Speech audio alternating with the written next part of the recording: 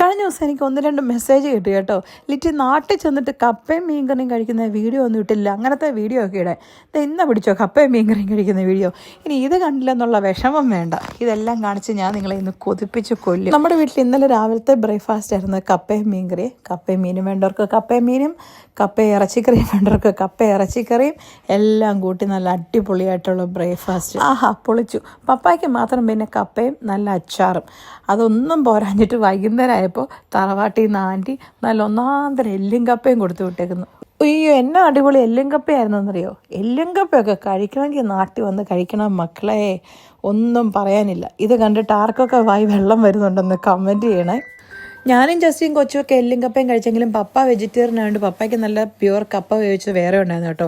പിന്നെ എല്ലും കപ്പയോടെ വേറൊരു സാധനം ഉണ്ടായിരുന്നു, നല്ല ഒന്നാന്തരം ചള്ളാസ്. ഞങ്ങളുടെയൊക്കെ നാട്ടിൽ ഈ ഒരു സാധനത്തിന് ചള്ളാസ് എന്ന് പറയുന്നത് കേട്ടോ. എന്താ പേരല്ലേ? നിങ്ങളുടെ നാട്ടിൽ ഇന്ന് എന്നാ പേരെന്ന് കമൻറ്റ് ചെയ്യണേ.